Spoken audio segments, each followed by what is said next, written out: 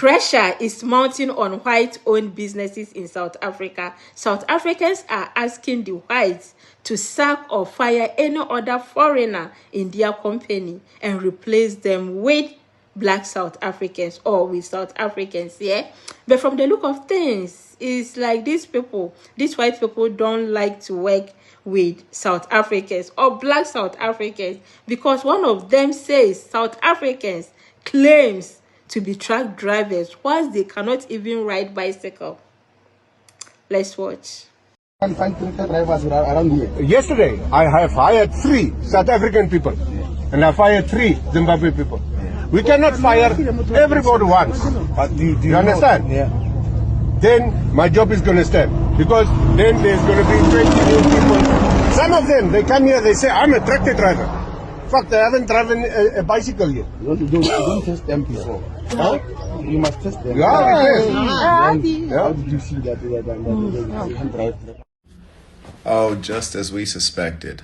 The South Africans who didn't earn jobs, they stole them, they bullied for them, they used thuggery and mafia tactics. Now that they've gotten the foreigners out of South Africa and they're applying for the jobs that have been left behind, we find out why they didn't have the job in the first place. They're skillless and foolish. And instead of protesting against their fellow blacks, what they should have been doing is tearing apart their government for not offering free, quality, compulsory public education and meaningful trade education so that they could actually be skilled and qualified for jobs. I've told you all many times I've attempted to hire in South Africa. The South Africans are wildly incompetent, irresponsible, not timely, and on top of all that, they'd like to get paid more than they are worth.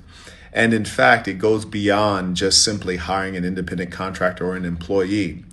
There was a time I went to South Africa. I wanted to buy a significant amount of land or a beachfront property, either in Durban or Cape Town. Couldn't find a competent real estate agent to get the deal done. And I was doing the deal in all cash with a high sense of urgency.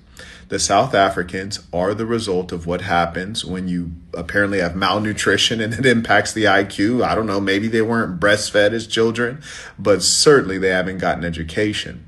And now we see that their economy is about to fall apart.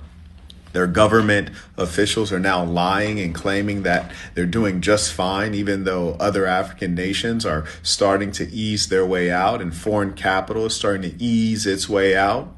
I predict that South Africa will descend. You just watch. Oh, and never forget, Marquettism is for the kids. Marquettism saves lives. Coming with the full force of the community to stop this spread because of your bad attitude. And I know you've been giving my colleagues bad attitude, but me, I'm different. I'm Sfiso. You understand? I'm different. So if you've got something to talk nice now. So listen to me very nice. When you guys were walking out, you guys already threatened that you guys were going to close the shop down. It's not a threat. No, Let me tell you, it's not a threat. It's a promise. It's a promise. It's something that we're going to do from Monday. Okay, then you must come. We must come. Thank you, sir. Give us the foreigners! Give us the foreigners here! Why are you hiding the foreigners? You must close here, Nama. Hey, Tolela, you must close. Give us the foreigners! We want foreigners! Tell them to go out! We want foreigners here! You think we're here to play one? We want foreigners here. This is our country. Foreigners to leave this place.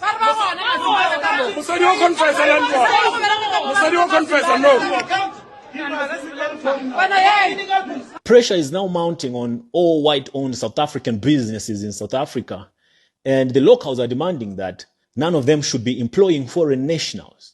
They should opt for South Africans, put South Africans first, and get rid of every foreign national who is currently employed in these institutions.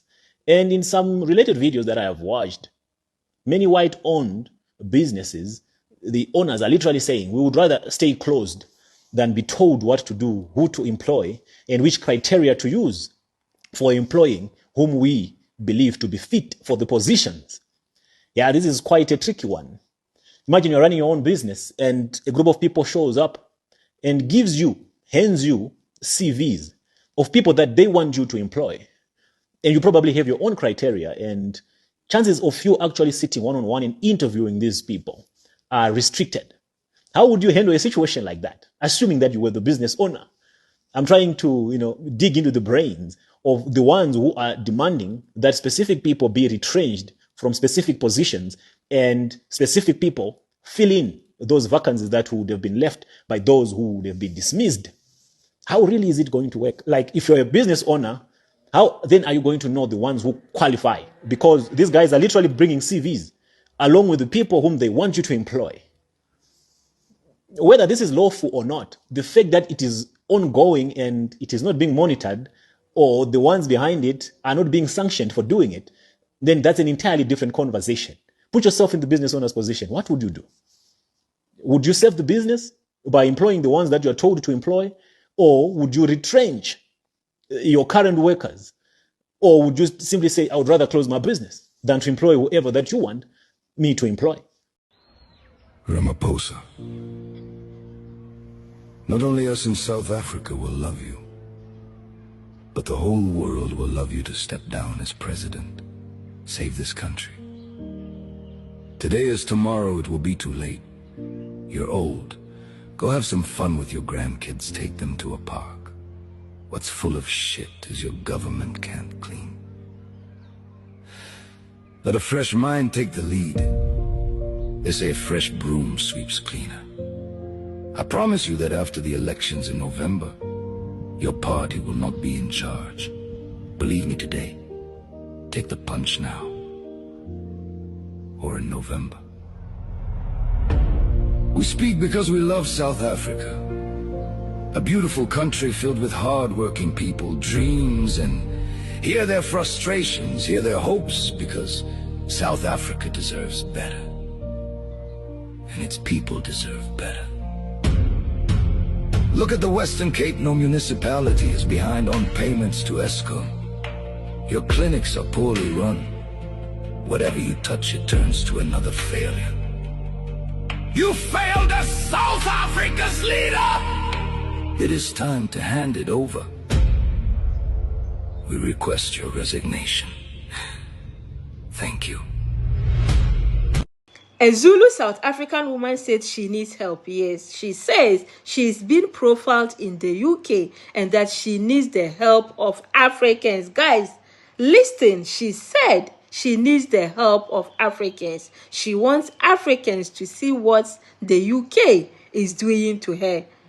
I'm shocked. I thought she would call Jacinta or, Pakelum Takati to help her. But why call Africans to help you? Let's watch. I'm at the airport and once again I've been profiled. I put through my bags like everybody else. They got checked, nothing was found wrong. And then the guy started, this is for support because everyone in Africa must see what you're doing to Africans here. Jason, don't run away. He's running away now and he took my passport. I'm waiting here and nothing happened. So I've called my friends to come and help me. Once again, I'm being profiled. Now I'm in Gatwick Airport. Guys, I don't do this on purpose. Sorry, excuse me. I need help. You're not allowed to film in here? I need help. I need help, guys. I'm a black woman at Gatwick Airport. I need help. I need help. I need help. I need help. No. I'm not switching off anything because then what are you going to do? Asking you to leave. Sir, I've been profiled. I need help, not attack. I have. He's stolen my passport.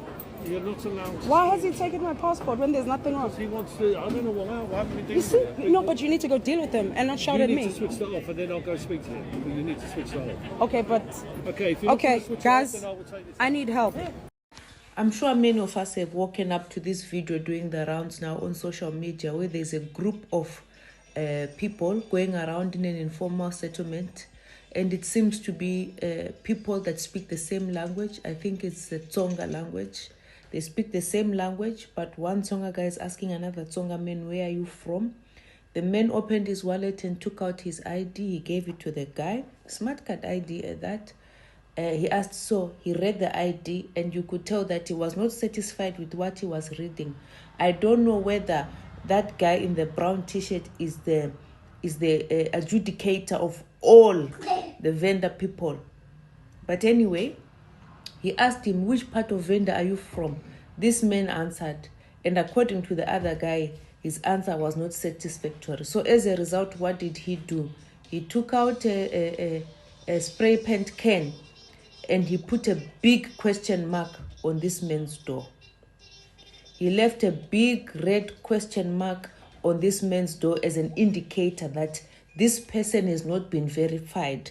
This person is unknown. Their origins are unknown. What qualifies you? What qualifies you as a person to determine whether this person is not who they say that they are? They've given you their ID. They're speaking to you in your language. They've told you where they come from. But for you, it's not enough. Why? Why is it not enough? Let us remember that this thing of going door to door and marking people's doors has happened several times in history. It happened in Nazi Germany, where the Nazi soldiers went door to door verifying who is who. A lot of people were killed. We all know how that ended. It happened in Rwanda. A lot of people died. We know how that ended, where people of the same country fought based on ethnicity, just because you're from a different tribe. About Jacinta, have no idea what they've started here and the implications of this. You have no idea what you are doing. Lento ni yola, guys. It happened. Where else did it happen? It happened in India. I read something. It happened in Bosnia, where people go just because you are from a different ethnical background. You are a South African. What's even worse is, I'm sure they suspected this man of being from Mozambique. If you really want to trace, ask anybody in Limpopo. I'm sure you've got one person or two in your family tree, in your family lineage that is from Mozambique. Some of the vendor people, you can even tell that this person has got Mozambican roots. You can tell by their hair that this person has got, their hair is not the same as the African 4C hair. You can tell that this person has got an influence. If you are going to do that DNA ancestry test, you would realize that majority of the people in Limpopo have got some percentage of Mozambican heritage. After all, you were just separated. There are a lot of people that ran away from Limpopo and went to Mozambique during the war, and vice versa. Some of them came back, some of them didn't. You know in your families that auntie kabanban, auntie was so, auntie was so. The same goes for the vendor people that are staying in Limpopo. The same goes for the people in Mpumalanga. For the same goes for the Basutu people. The same goes for the Ndebele people. If you really trace your lineage, you will find that one of your uncles from long lost way is on the other side of a border somewhere. As Africans,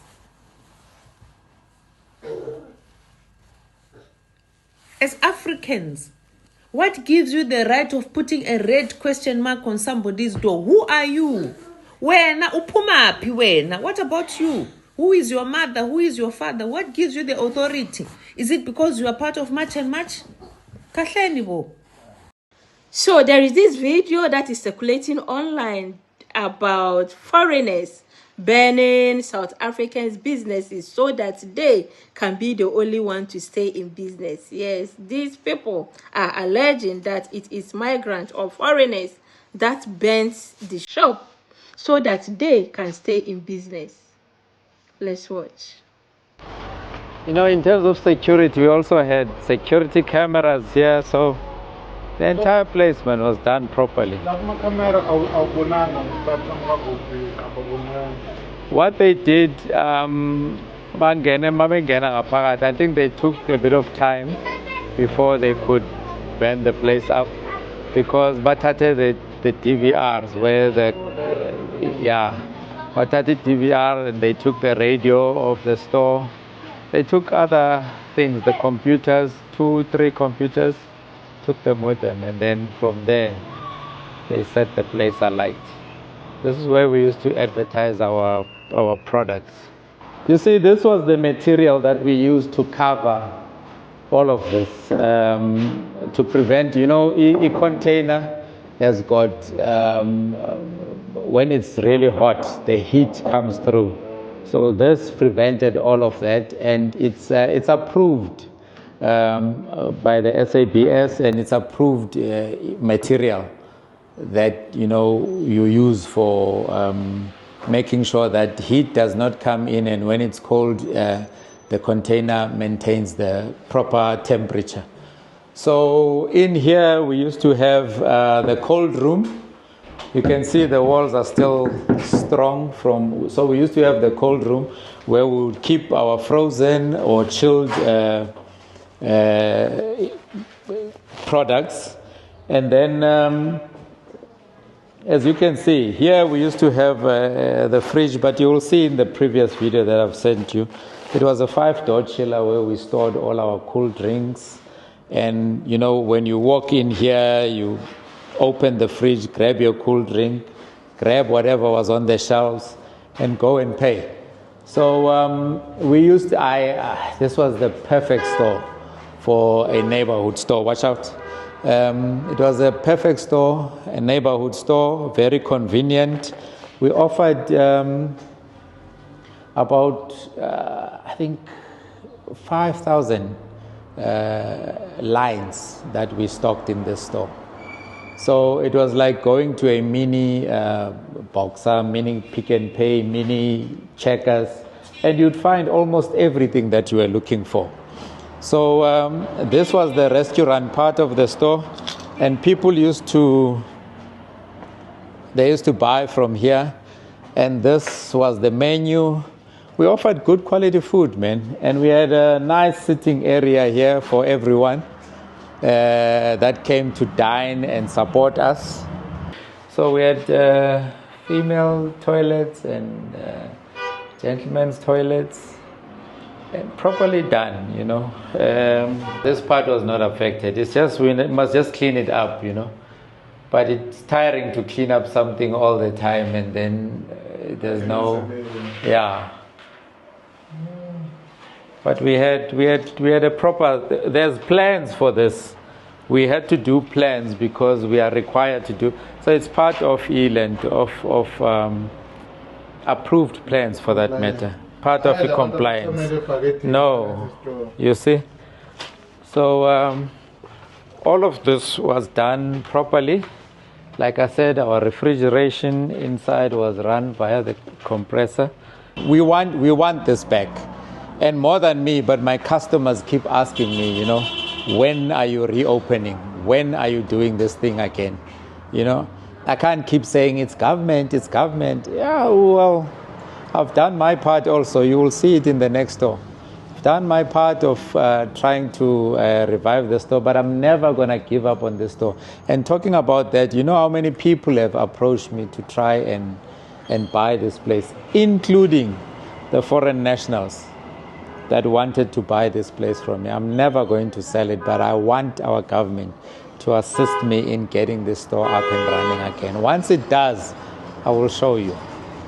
I will show you what mini supermarkets should look like. Thanks for watching, guys. Let me know your take or thoughts in the comment section. My name is IsMaltiti. Don't forget to like, subscribe, and share. See you in the next one.